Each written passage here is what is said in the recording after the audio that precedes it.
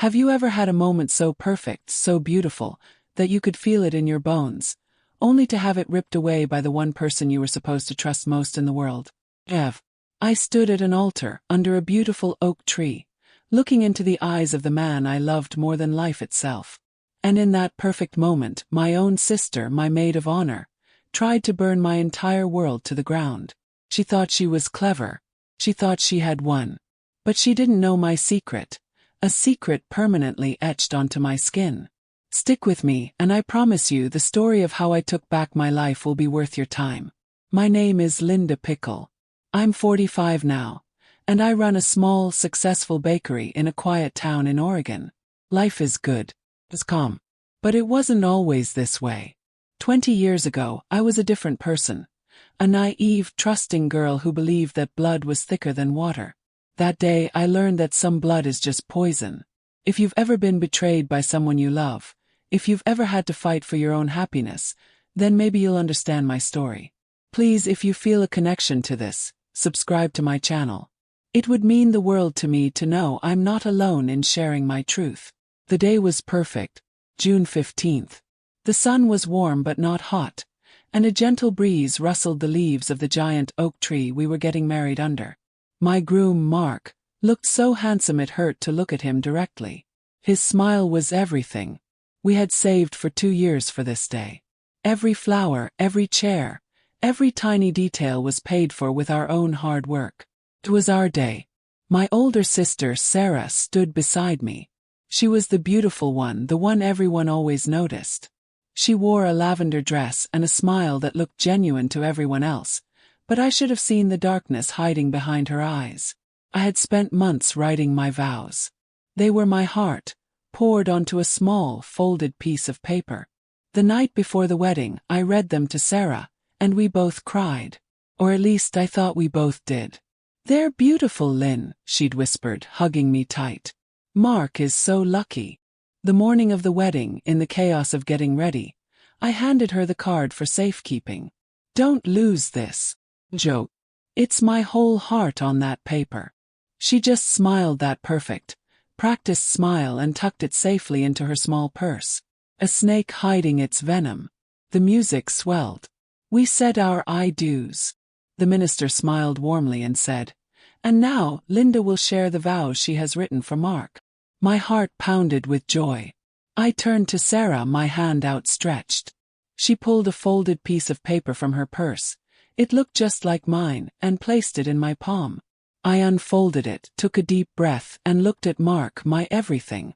I started to read. But the words that came out of my mouth were not my own.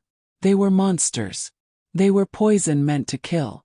"I know you think this is real," I began reading, my voice trembling in confusion. "But you are just a stepping stone for me, Mark. Your family has money, and that's all I've ever wanted." A collective gasp rippled through our guests. Mark's face went from pure love to shock and horror. His smile vanished. I couldn't stop. The words just kept coming, a nightmare I was reading aloud. "I will pretend to love you, but my heart will always belong to another.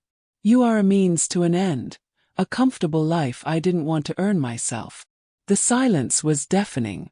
My mind raced. This was a joke. It had to be a cruel, terrible joke.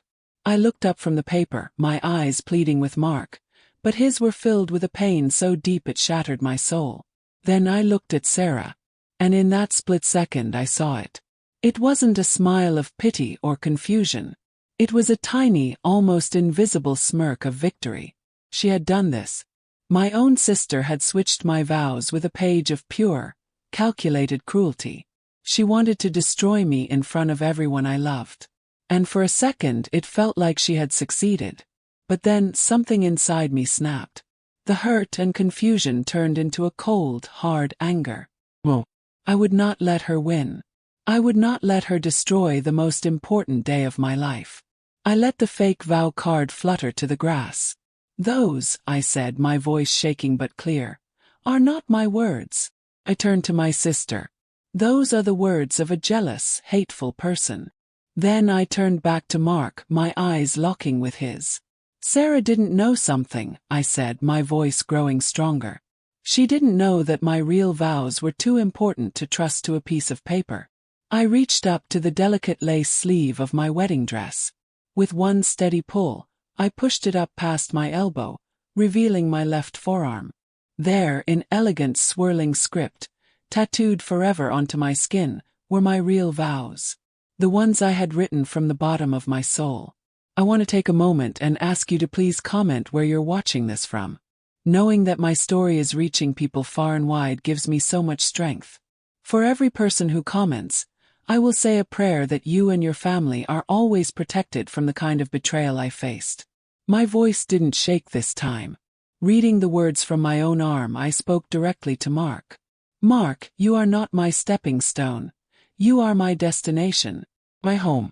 Your heart is the only fortune I will ever need.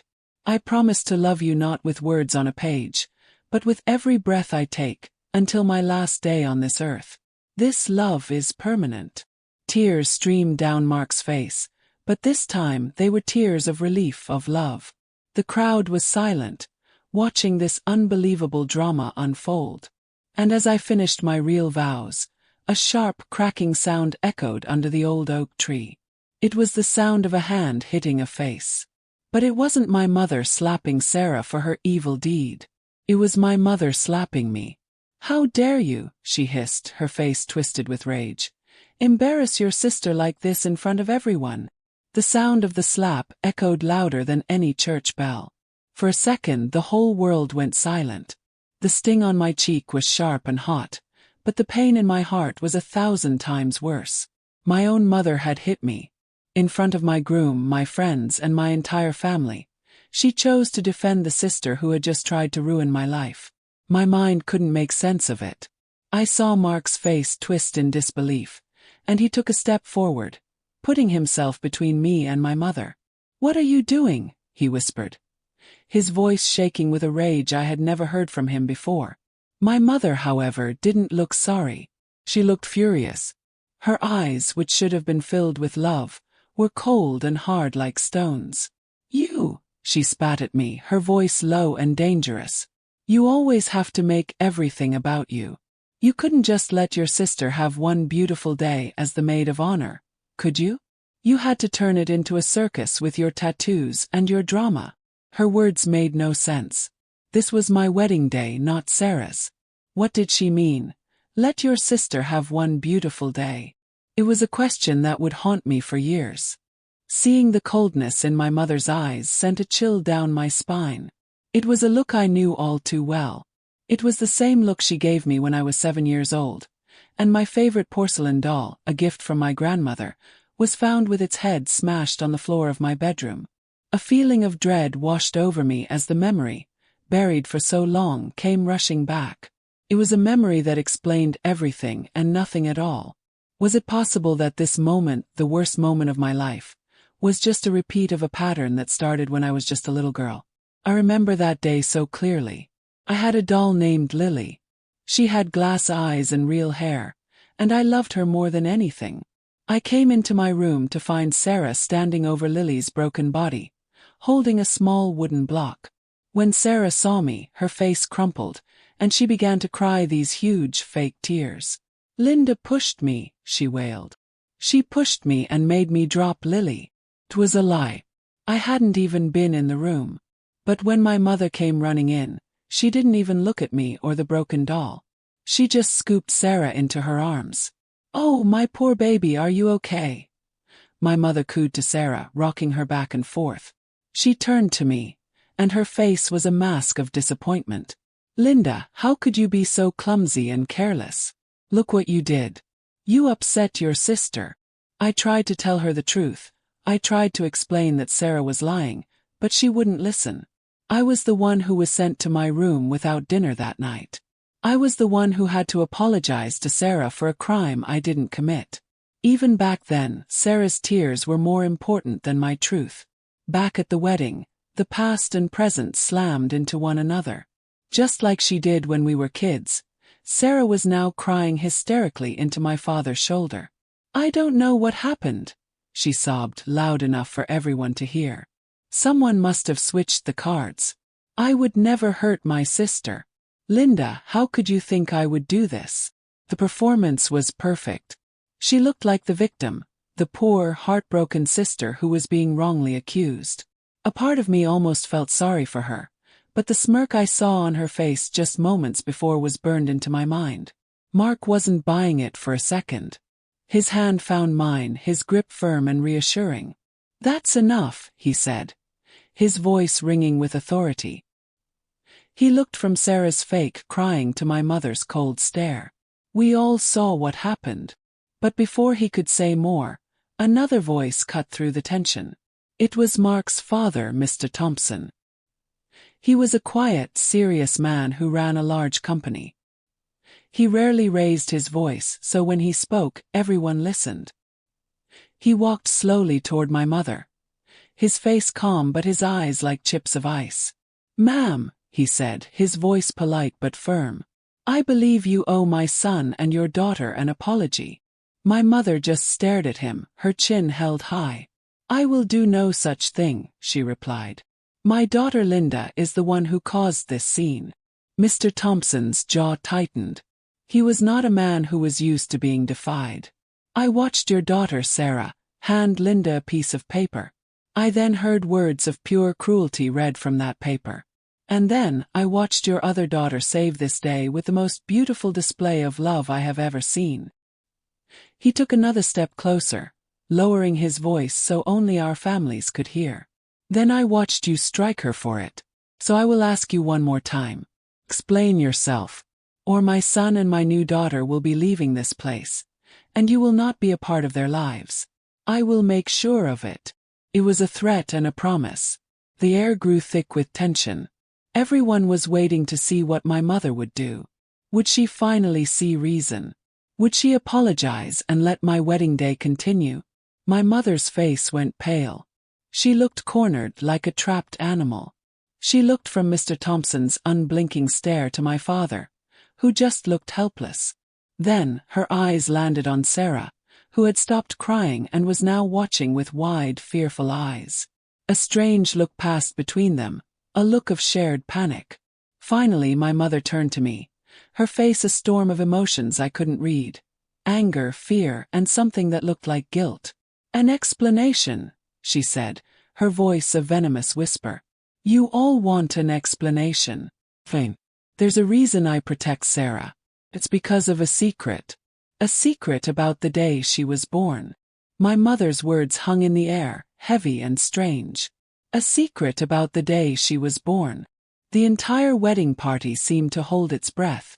Even the breeze in the old oak tree went still.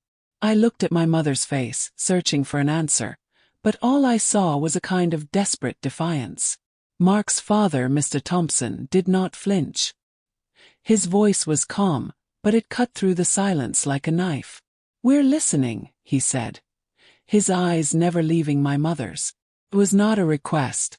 It was a demand for the truth that had poisoned my family for my entire life. My mother took a shaky breath.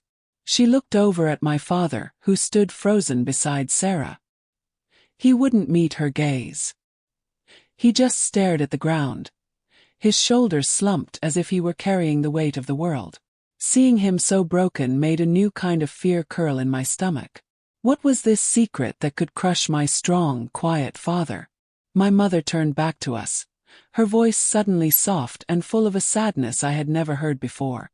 Sarah was not a healthy baby," she began, her eyes welling up with tears that, for the first time, seemed real. "She was born 2 months early," my mother continued, her voice cracking. "She was so small, Linda. So fragile. The doctors didn't think she would make it through the night. I sat by her incubator for days, watching the little machines breathe for her, praying to God to just let me keep her. I promised him I would do anything, absolutely anything, to protect her if he would just let her live. I made a promise to keep her safe, always." She looked at Sarah with a fierce, painful love that I had never, ever received from her. It was a love born from fear. The story was heartbreaking. I could see some of the guests softening, their faces filled with pity. But before I could even process what she was saying, she turned her tear-filled eyes to me. The softness was gone, replaced by a strange, sharp accusation. But while I was at the hospital fighting for Sarah's life, I almost lost you too. The words hit me like a punch to the gut. What was she talking about? I was only 2 years old when Sarah was born. How could I have been in any danger? I searched my memory, but there was nothing there, just a fuzzy blankness. You were with a babysitter, my mother said, her voice growing stronger, as if she was convincing herself as much as us. You fell down the stairs, Linda. Terrible fall. The sitter called me at the hospital, hysterical. For one terrifying hour. I didn't know if either of my daughters would survive. I felt like I had failed you because I was with Sarah. From that day on, I knew my job was to make it up to both of you. To protect Sarah from the world. And to make sure you were always strong. Her logic was twisted and broken. An excuse wrapped in a tragedy. I stared at her, completely stunned. Fall. I had no scar, no memory, nothing. Was this even real? Or was it a story my mother had told herself for so long that she now believed it was true? I looked at my father, begging him with my eyes to say something, to tell me the truth. But he just stood there, a statue of a man, his face pale and his eyes empty. His silence was the scariest thing of all. If she was lying, why wasn't he defending me? And if she was telling the truth, why did it feel like the biggest lie I had ever heard? That is the saddest story I have ever heard, Mr. Thompson said. His voice quiet but clear. My mother looked at him, expecting more sympathy. She didn't get it. But it is not an excuse, he continued, his voice hardening. It doesn't give you the right to hurt one daughter to protect the other. It doesn't give Sarah the right to commit such a cruel act and then hide behind you. Trauma from the past does not give you permission to create new trauma in the present. He was putting words to the confusion in my own heart, and I loved him for it. My mother recoiled as if she'd been slapped. You don't understand, she shrieked. You don't know what it's like. But her argument was empty. She had no real defense, just her own pain that she used as both a shield and a weapon. That was the moment Mark finally had enough. He squeezed my hand, a silent signal of support, and stepped forward. His voice was calm but final. This wedding is over, he announced to the shocked guests. But our marriage is just beginning. He was choosing me. He was choosing us. He turned to my family. I don't know what secrets and lies you all are living with, he said. His eyes filled with a deep disappointment. But they will not be a part of our life. You are not welcome in our home or our future until you can love Linda the way she deserves to be loved. He took my hand and we started to walk away from the altar, from the broken pieces of our perfect day. We were leaving it all behind. The guests parted for us, their faces a mix of pity and awe. I didn't look back. Couldn't. But just as we reached the edge of the lawn, a quiet voice stopped us in our tracks. It was my father. He hadn't moved, but he was no longer looking at the ground. He was looking directly at Sarah, and his eyes were filled with a terrible, weary sorrow. The locket, Sarah, he said. His voice barely a whisper, yet it carried across the lawn like a scream. Before they go, maybe you should tell Linda the truth. Tell her about the locket. Sarah's face, which had been smug just moments before, turned completely white with pure, absolute terror. The locket. My father's words dropped into the shocked silence, and I saw a look of pure, animal terror flash across my sister's face. It was the same look a mouse might give a hawk circling overhead. What locket? My mind was a blank canvas. I had no memory of any special locket. Sarah immediately tried to recover, forcing a shaky laugh. Daddy, what are you talking about? You're not making any sense. She turned to my mother, her eyes wide and pleading. My mother instantly jumped to her defense, stepping in front of Sarah as if to shield her from a physical blow. Robert, stop this right now. You're scaring her. But my father didn't move. For the first time in my life, he was not backing down. He just kept his sad, tired eyes fixed on Sarah. You know which one, Sarah, he said, his voice quiet but firm. The silver one. From Grandma. The words were like a key turning in a rusty lock deep inside my memory. A fuzzy image began to form in my mind. Two small, identical silver hearts hanging from delicate chains. They were a gift from our grandmother on my 5th birthday. I could almost feel the cool metal in my hand, a phantom weight from a lifetime ago. Why had I forgotten that? The memory became clearer. Grandma had given us both one. Mine had a tiny, engraved rose on the front. Sarah's had a little bird. I remember thinking my rose was prettier, and Sarah had pouted the entire day, saying she wanted mine instead. It was such a small, childish thing, a forgotten moment from so long ago. But as I looked at my father's grim face and Sarah's growing panic, I knew it wasn't a small thing at all. It was everything. What happened to that locket? Why couldn't I remember ever wearing it after that day?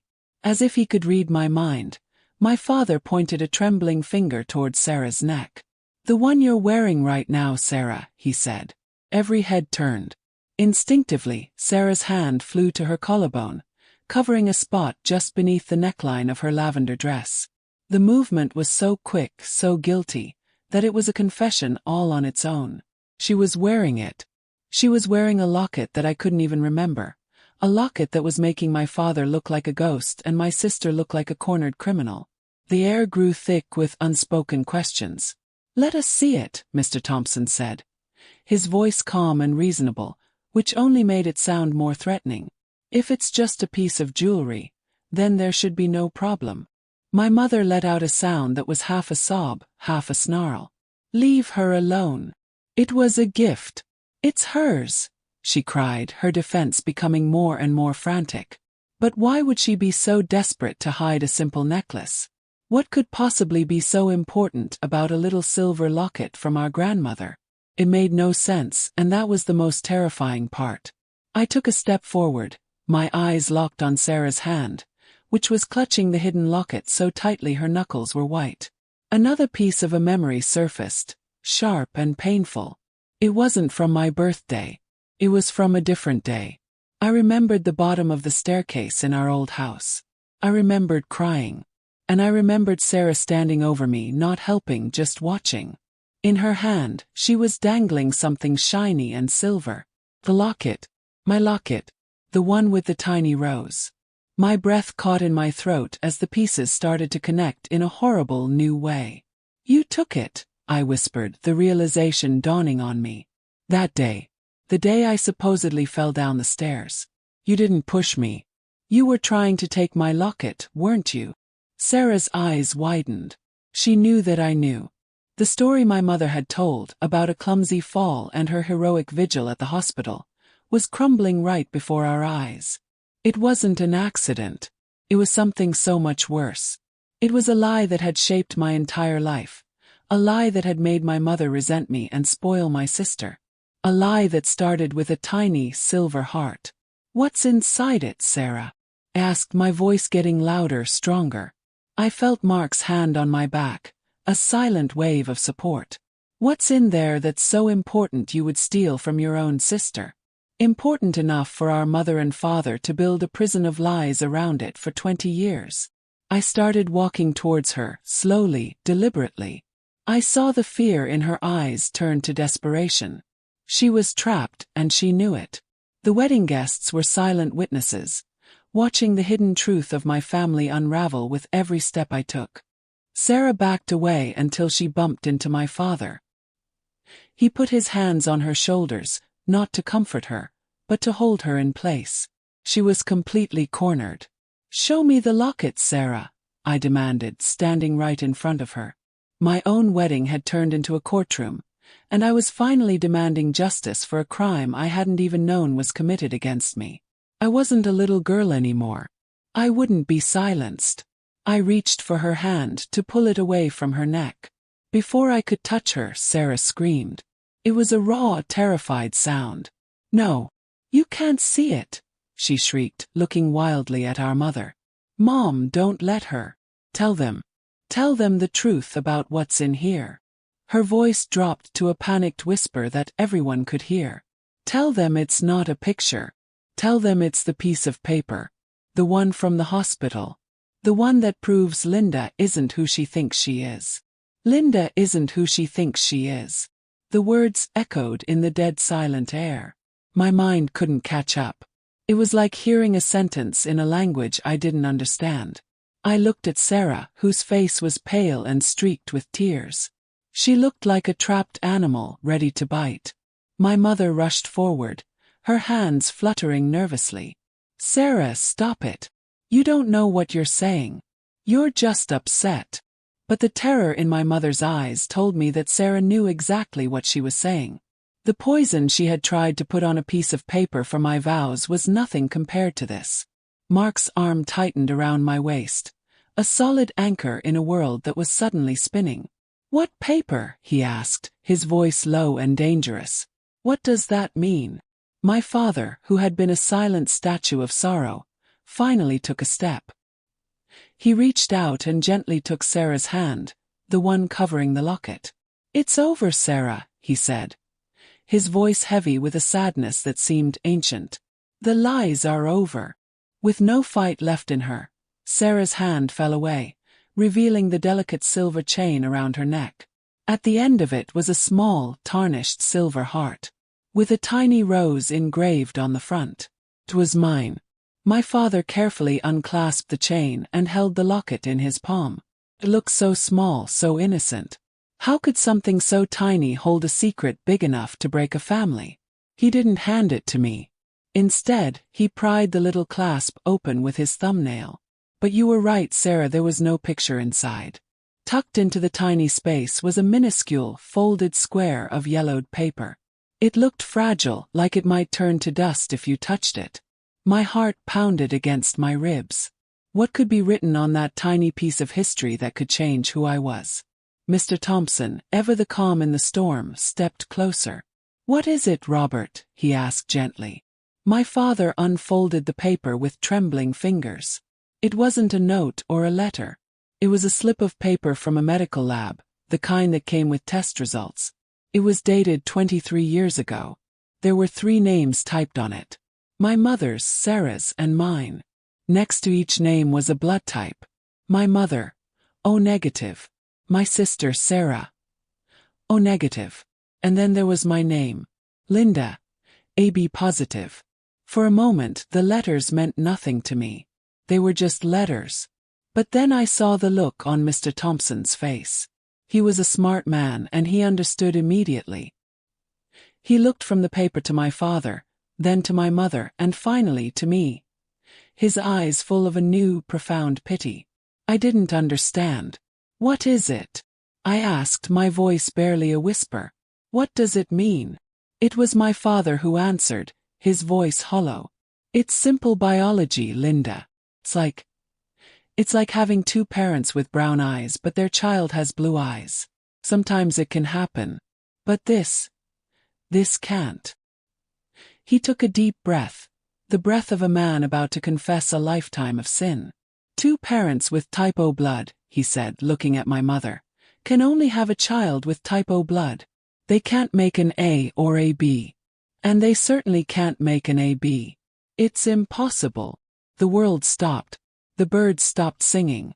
My own heartbeat seemed to fade into a dull hum in my ears. Impossible. That one word shattered my entire reality into a million pieces. If my mother had type O blood, and my father had type O blood. My mind refused to finish the thought. But Mr. Thompson finished it for me. His voice gentle. "Is your blood type O, Robert?" My father shook his head slowly. "No," he said quietly. "Mine is A positive." My brain scrambled to do the math I learned in high school. An A parent and an O parent could have a child with a blood or O blood. They could not, under any circumstances, have a child with AB blood. The only way for me to be AB was if one parent gave me an A, and the other parent gave me a B. My father was the A. But my mother had no B to give. The story about the fall down the stairs was a lie to cover up a bigger lie. When Sarah was sick, my father explained, his eyes on the ground, she needed a blood transfusion. We all got tested to see if we could donate. That's when we found out. That's when your mother found out.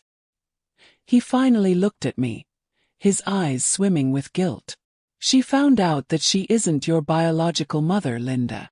The secret was out, a monstrous thing now crawling in the sunlight, and it was uglier than anything I could have ever imagined. My mother wasn't my mother. My whole life was a lie. I looked at the woman who had raised me, the woman who slapped me, who had always preferred my sister. I saw her not as a mother, but as a stranger full of hatred. The coldness, the distance, the constant disappointment, it all made a terrible kind of sense now. She hated me because I was not hers. I was living proof of my father's biggest betrayal. Sarah had found this secret as a child, and our mother had protected her for keeping it, creating a sick bond between them, and leaving me on the outside, always wondering what I had done wrong. As I stood there, broken and unmade by the truth, my mother took a step toward me. Her face was not sorry. It was twisted with 23 years of stored-up venom. "He brought you into my house," she hissed, her voice dripping with poison. "You were a mistake.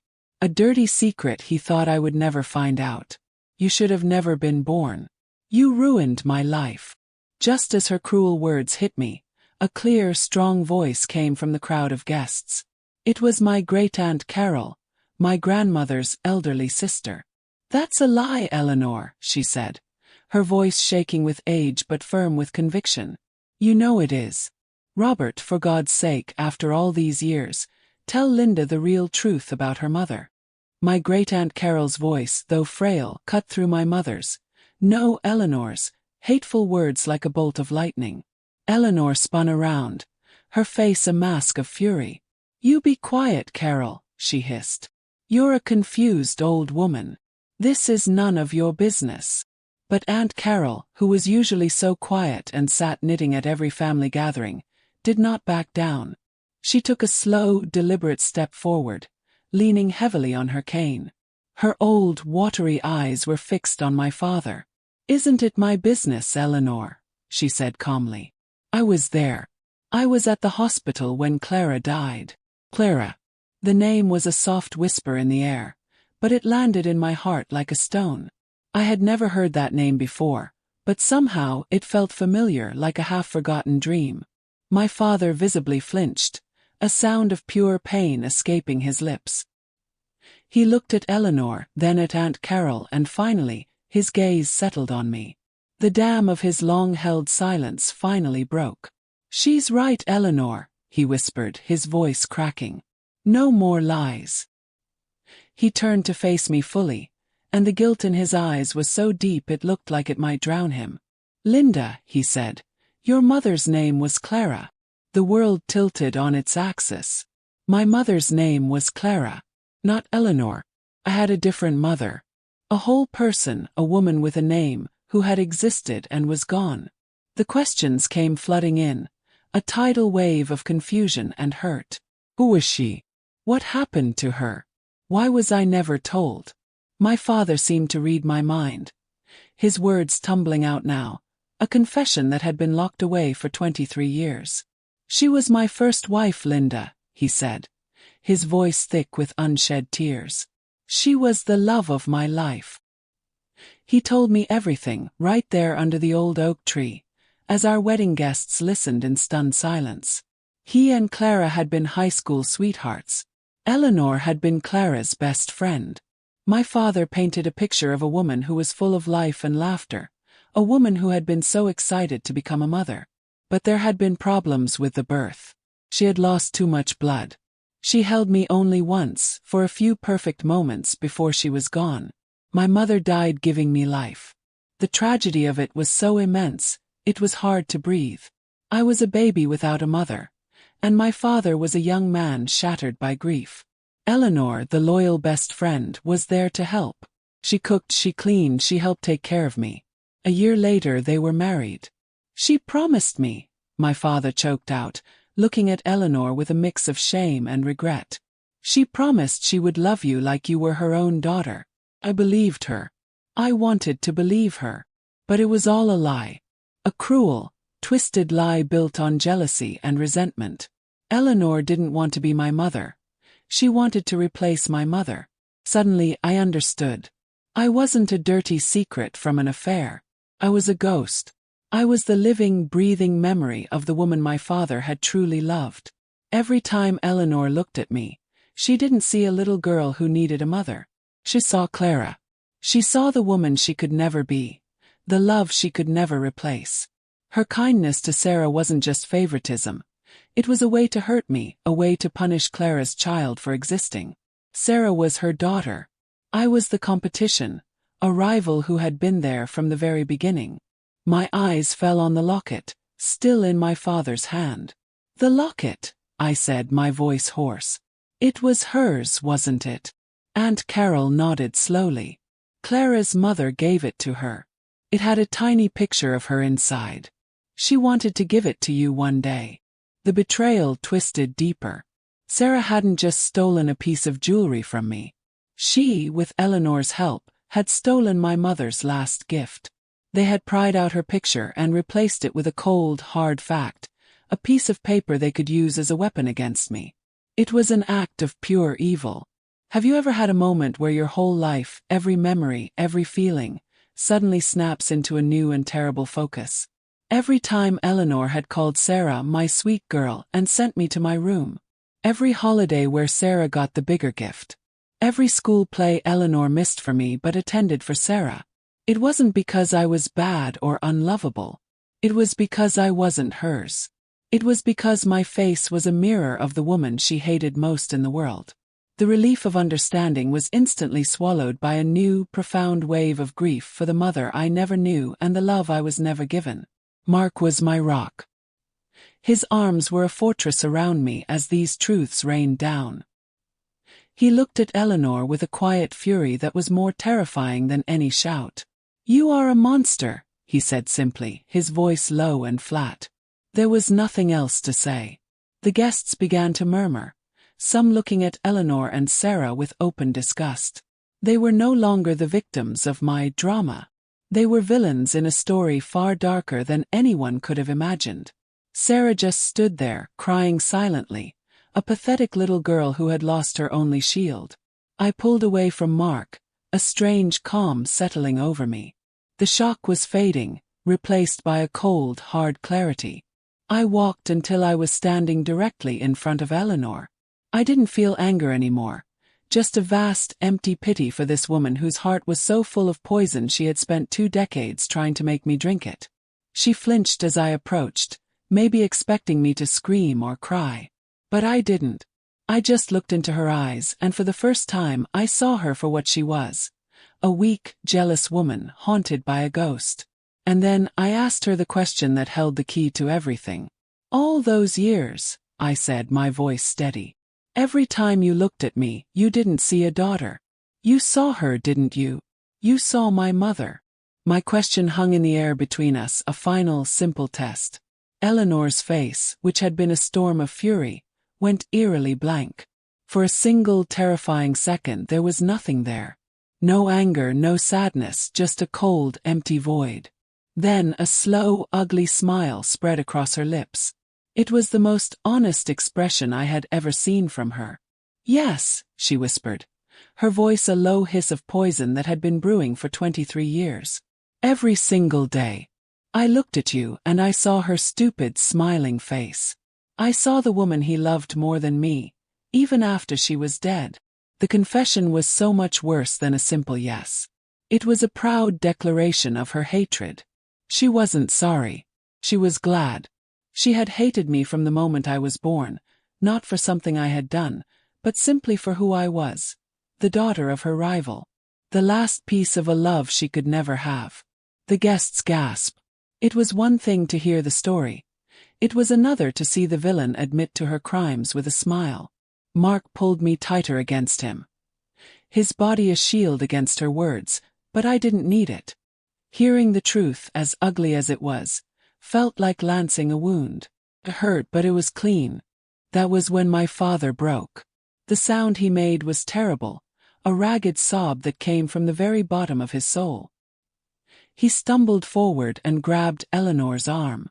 "How could you?" he wept, his face a mess of tears and disbelief. "I gave you my life. I gave you a family."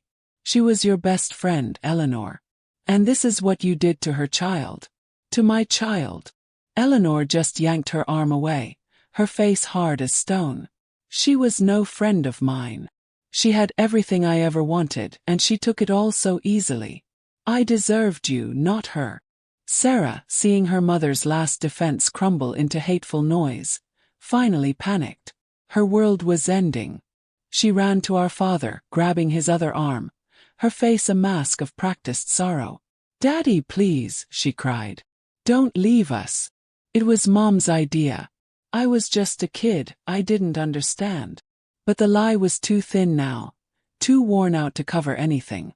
My father looked down at the daughter he had protected for so long, and for the first time, he saw her clearly. He saw the selfishness, the cruelty that mirrored her mother's.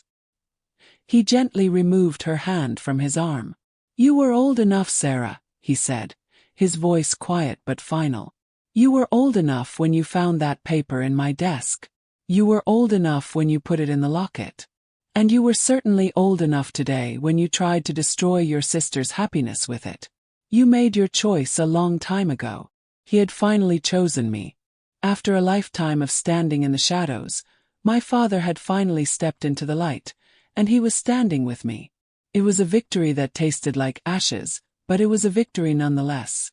I walked toward my father, my eyes fixed on the small silver locket he was still holding. It was the only thing in the world I wanted. It was a piece of her, a piece of Clara. He saw me coming and held it out, his hand trembling. "It's yours, Linda," he whispered. "It was always meant to be yours." I took it from him, and the moment the cool metal touched my skin, it felt like coming home. It felt like a missing piece of my soul had been returned. It was warm, as if it still held the memory of my mother's touch. With steady fingers I opened the locket. I took out the tiny folded piece of paper, the lab result that had been used as a weapon against me for so long. I didn't rip it. I didn't crumple it. I just opened my hand and let it flutter to the ground like a dead leaf. It was just a piece of paper. It had no power over me anymore. I looked up at Eleanor and Sarah. They stood together, isolated in a sea of silent judgment. "I am not his dirty secret," I said, my voice clear and strong. "I am his firstborn daughter. And you," I said, looking straight at Eleanor, "are no longer my mother. You are nothing to me." Mr. Thompson stepped forward, his presence commanding.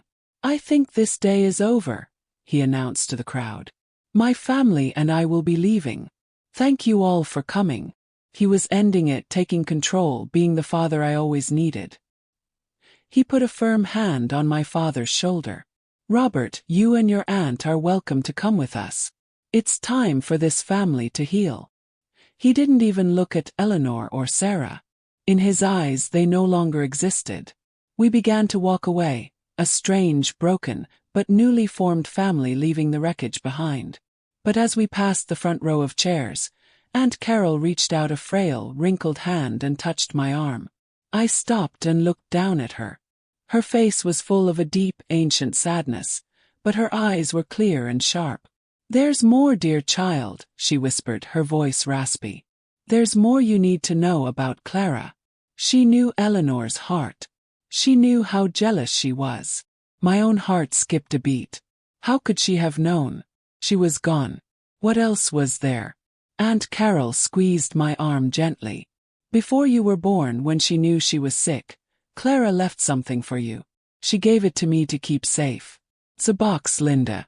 A box full of things she wanted you to have." Box. My mother, a woman I couldn't even remember, had left something for me. A whole box of secrets and memories. Aunt Carol's next words made the air leave my lungs. "She wrote you letters," she said, her eyes filling with tears. "And she left you her wedding ring. But there's something else inside, Linda. Something she said would protect you.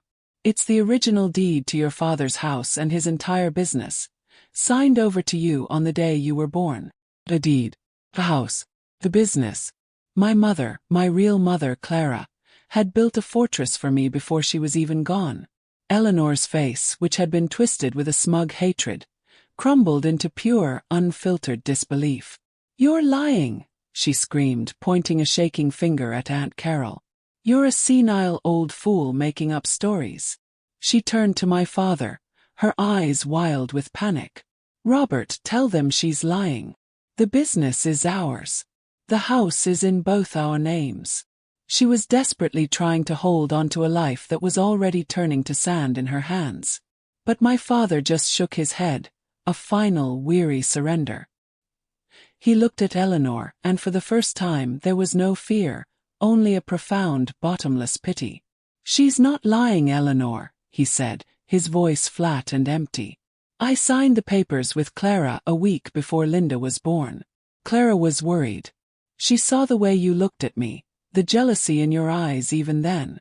She said if anything ever happened to her, she wanted to know her baby would always be safe. That she would always have a home. I never changed it. A part of me knew I shouldn't." The final nail was hammered into the coffin of their life together. It wasn't just that Eleanor had been cruel.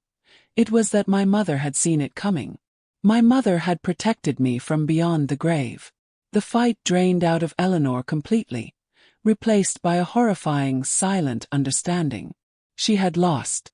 She had spent 23 years trying to erase a ghost, only to find out the ghost had owned the house all along. Mr. Thompson put a firm hand on my shoulder. "Let's go, Linda. This is over for today." And so we left. We walked away from the ruined wedding, a strange collection of broken people, leaving Eleanor and Sarah standing alone in the wreckage they had built. The drive to Aunt Carol's house was silent. Mark drove, his hand never leaving mine. I sat in the back with Aunt Carol, while my father and Mr. Thompson sat up front. It was a car full of ghosts and secrets. I clutched the silver locket in my hand, the metal now warm from my touch. I was driving toward a past I never knew, toward a mother I had only just been given a name for. I didn't know what I would find, but for the first time in my life, I felt like I was moving toward the truth, not away from it. The journey felt longer than just a few miles. It felt like I was crossing a bridge over my entire life. Aunt Carol lived in a small, cozy bungalow filled with the scent of lavender and old books. It was a home, not just a house. It felt warm and safe, a place where secrets could be told without judgment. She led us to a cedar chest at the foot of her bed. "Clara gave this to me the day she went to the hospital," she said, her voice thick with memory. "She made me promise I wouldn't give it to you until you were truly ready, or until you were in terrible need. I think today counts." She lifted the heavy lid, and the scent of old paper and dried roses filled the room. Inside, nestled on a bed of faded yellow lace, was a simple wooden box. It wasn't large, maybe the size of a shoebox, with the letter C beautifully carved on the lid. My hands were shaking so much I could barely reach for it. Mark knelt beside me, his presence a silent support. I lifted the box out and placed it on the floor. This was it. This was my mother. Everything I had never known about her was inside this small, wooden world. I took a deep breath and slowly, reverently lifted the lid. On top lay a stack of letters, tied with a simple blue ribbon. The top envelope simply said, "My dearest Linda." My fingers trembled as I untied the ribbon and picked up the first letter. The handwriting was elegant, a beautiful looping script. I started to read aloud, my voice cracking with emotion. "My dearest Linda, if you are reading this, it means I am not there to watch you grow. I cannot begin to tell you the sorrow I feel, but I want you to know this. You were not a surprise. You were my greatest wish, my most answered prayer. I loved you from the moment I knew you existed." Tears streamed down my face, blurring the words. My father was openly weeping beside me, a man finally allowed to grieve the love he had lost. Beneath the letters was a small velvet pouch. I opened it and a simple, beautiful gold wedding band slid into my palm. Clara's wedding ring. Without thinking, I slipped it onto the ring finger of my right hand. Fit perfectly. It was like a circle of warmth, a hug from a mother I had never known. It was a promise that I was, and always had been, loved. Wearing it felt like putting on a piece of armor. a piece of her strength. I felt less like a victim and more like a survivor. More like a daughter ready to fight for her mother's memory. At the very bottom of the box, in a large, sealed envelope, were the documents. Mr. Thompson took them, his face serious and professional. He read through them carefully, his eyes scanning the legal language. After a long moment he looked up, first at my father, then at me. "They're ironclad," he said, a note of awe in his voice. "The house, the business, even your father's pension. Clara had it all placed in a trust for Linda, to be managed by Robert until her 25th birthday or the day of her marriage. Today, Linda, you became the sole legal owner of everything." The power in those words was dizzying. I owned it all. The home Eleanor lived in. The business that paid for Sarah's expensive clothes. The money they thought was theirs. My grief was still a raw, open wound, but beneath it, something new was growing. A cold, hard resolve. They had not just tried to ruin my wedding day. They had tried to erase my mother's legacy. They had stolen my past, and I would not let them steal my future. As we all sat there, a plan beginning to form in my mind, my phone buzzed in my purse. I glanced at the screen. It was a number I didn't recognize. I answered, putting it on speaker. "Hello." A woman's voice, old and shaky, answered back. "Is this Linda Pickle, Clara's daughter?" she asked. "My name is Brenda. I was your mother's nurse. I have kept quiet for 23 years, but I can't anymore. You need to know the truth about the day she died. It wasn't just the birth. Your Aunt Eleanor. She was in the room." The voice on the phone sent a new kind of chill through the room, colder than any grief I had felt so far. "Your Aunt Eleanor. She was in the room." The words hung in the air, thick and poisonous. My father staggered back as if he'd been physically struck, his face ashen. "No," he whispered, shaking his head in denial. "No, Eleanor was with me. In the waiting room. She was with me when the doctor told me Clara was gone." He was trying to build a wall of memory against a horrible new truth, a wall that was already crumbling. It was Mr. Thompson who took control, his voice calm and steady, cutting through the panic. "Ma'am," he said, speaking clearly into the phone. "My name is George Thompson. My son is married to Linda. We need to speak with you. Can you tell us where you are?" There was a hesitant pause on the other end. Then the nurse, Brenda, gave an address for a small nursing home on the other side of town. "I'll be waiting," she said, her voice frail but determined. "After all these years, someone needs to know what I saw." He hung up the phone and looked at us. There was no question. We had to go. The drive to the nursing home was a blur. The world outside the car window seemed unreal, like a movie playing in the background. My own world had shrunk to the size of that phone call, to the name of a woman I had never met and the secret she had held for my entire life. What could be worse than what I already knew? What could Eleanor have done in that room? I clutched my mother's wedding ring on my finger, the cold gold a small comfort. It felt like I was holding her hand, gathering her strength for whatever was coming next. Brenda was a tiny woman, swallowed by a large armchair in the corner of a quiet, sunlit room. Her hands were spotted with age and trembled slightly, but her eyes were sharp and clear. They were the eyes of someone who had carried a heavy weight for too long. "Thank you for coming," she said, her voice a soft rasp. "I saw your wedding announcement in the paper last week. I saw Clara's daughter was getting married. I knew it was time." She looked at my father, her expression full of a deep, sorrowful pity. "Robert," she said softly, "I am so sorry. We all failed her that day." Brenda began her story, and the room grew cold. She said my mother, Clara, had made it through the delivery. She was weak, yes, but she was stable, happy. She had held me and wouldn't let go. The doctors were not worried. "She was going to be fine," Brenda said, her voice shaking. "I remember her telling me she couldn't wait to take you home. But then Eleanor arrived. She insisted on being alone with Clara for a few minutes, to let her best friend rest. The other nurses were busy, and Brenda saw no harm in it. It was a mistake that would haunt her forever.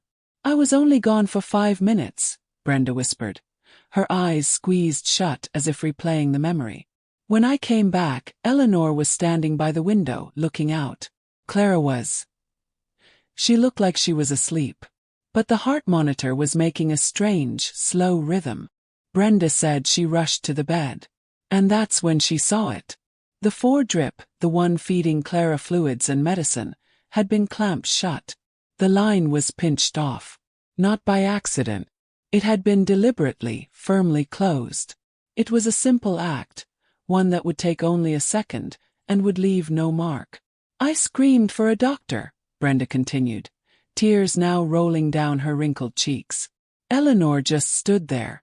She said Clara had been agitated, that she must have done it herself in her sleep. We worked on her for 20 minutes, but it was too late. Her heart just stopped." The official report called it a postpartum embolism, a tragic and unforeseen complication.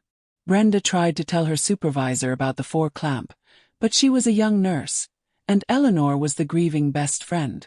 Eleanor's story was easier to believe. My father had been too destroyed by grief to question anything. It was the perfect crime. A silent, suffocating horror filled the room. This wasn't just jealousy. This wasn't just hatred. This was murder. Eleanor hadn't just stolen my mother's husband and home. She had stolen her life. She had looked her best friend in the eye and then squeezed the life out of her, as easily as pinching a plastic tube. She had made me an orphan so she could take my mother's place. My father was on his knees now, his body racked with sobs, a man finally understanding the true depth of the evil he had brought into his home, into his children's lives. "I never had proof," Brenda said, her voice filled with shame. "Nothing that would hold up. But I kept something." She reached into the pocket of her cardigan and pulled out a small, folded piece of paper, even older and more fragile than the one from the locket. "Just before Eleanor went in, Clara was scared. She wrote this and passed it to me. She told me to give it to Robert if anything happened. She unfolded it and handed it to me. The handwriting was my mother's, the same as in the letters, but it was shaky and rushed. It was only 5 words. Don't leave me alone with her." My grief and shock burned away, leaving behind something cold and sharp and unbreakable. It was pure, righteous fury. My mother had known. My mother had been afraid. She had tried to warn them. I stood up, the note clutched in my hand. This note was everything. It was my mother's last words, her final plea. It was the proof of Eleanor's guilt, the one thing she never knew existed. My revenge would not just be taking back my house or my father's business. My revenge would be for my mother. It would be absolute. I looked at Mark, at my father, at the 2 good men standing with me, and I made a vow. Eleanor would not just be exposed. She would be utterly destroyed. I pulled out my phone, my fingers steady, and dialed her number. She answered on the first ring, her voice wary. "Hello," she said. "Eleanor," I replied, my voice as cold as a tombstone. "I know what you did in that hospital room. I know what you did to my mother. I'm coming home. And I'm bringing hell with me." When we arrived back at the house, it was eerily quiet. The wedding decorations hung limp and sad, like wilted flowers. Eleanor and Sarah were in the living room, surrounded by half-packed suitcases. They looked up as we entered, their faces a mix of fear and defiance. I didn't wait. I walked straight to the center of the room, my new family forming a silent, solid wall behind me. "I spoke to a woman named Brenda," I said, my voice steady and cold. "She was my mother's nurse." I saw the last bit of color drain from Eleanor's face. Sarah just looked confused, a child who didn't know the whole, ugly game. I held up the small, fragile note my mother had written. "Don't leave me alone with her," I read aloud. "These were my mother's last written words, Eleanor. She was afraid of you. She knew what was in your heart." Eleanor let out a sound that was half a laugh, half a sob. "That proves nothing." She was sick, she was confused. But the lie was weak, pathetic. My father stepped forward. His face aged with a grief so deep it was terrifying. "I was a fool, Eleanor," he said, his voice a broken whisper. "I was a blind fool who let a snake into his home. A snake who killed his wife." That's when Eleanor finally snapped. Her mask of a grieving friend, of a misunderstood wife, of a protective mother, shattered into a million pieces. "Killed her," she shrieked, her voice raw and ugly. "I gave her what she deserved. She had everything. She had him, she had you. She floated through life like a perfect little angel while I had to watch from the sidelines. I just helped her along. Closed a little tube. It was so easy. And he came to me just like I knew he would. I won. For 23 years I won." She was proud of it. She stood there, confessing to murder, and she was proud. In that moment of pure evil, Sarah did the one thing she had always been taught to do. She tried to save herself. "I didn't know," she cried, backing away from her mother as if she were poison. "I never knew about that. Mom, you always just told me Linda wasn't really my sister. That was all I knew." But then her eyes darted between us, looking for an escape. "I did see you coming out of the hospital room though," she added quickly, her voice a desperate whisper. "You told me you were just saying goodbye. You made me promise never to tell Dad I saw you there." The final betrayal. A daughter selling out her mother to avoid the sinking ship. Eleanor stared at Sarah, her mouth open in shock. The one person she had protected, the daughter for whom she had ruined her own soul, had just thrown her to the wolves. That was the most beautiful revenge of all, a poison of her own making. But my revenge was not yet complete. "You're right about one thing, Eleanor," I said, my voice calm. "You did win for a while. You lived in my mother's house. You spent my father's money. You lived the life you stole from her." I paused, letting the words sink in. "But that's over now. As we were driving here," I continued, "Mr. Thompson's lawyers were very busy. The deed is clear. This house, the business, the pension. It all belongs to me now. This is my house, Eleanor." I took a step closer. "And you are trespassing." Just as the words left my lips, the flashing blue and red lights of a police car washed through the living room windows. 2 officers walked through the open front door. They didn't come for a property dispute. They came for a murderer. My phone call to Eleanor had been a distraction. The real call had been to the police. Eleanor stared at the officers, then at me, her mind finally understanding the full scope of her defeat. She had been outplayed at every turn. They put the handcuffs on her, her face a blank mask of shock. She didn't cry or scream. She just looked old and empty. As they led her past me, she whispered, "You're just like her." I smiled, a real, true smile. "Thank you," I said. "That's the kindest thing you've ever said to me." They put her in the car, and just like that, 23 years of pain and lies were driven away into the night, leaving only silence behind. The story of my wedding day, of the vows tattooed on my arm and the secrets tattooed on my family's soul, became a legend in our town. But for us, it was the beginning of healing. My father and I, with Mark and his wonderful parents, rebuilt our family on a foundation of truth. We cleaned out the old house, painting over the sad, gray walls with bright, happy colors.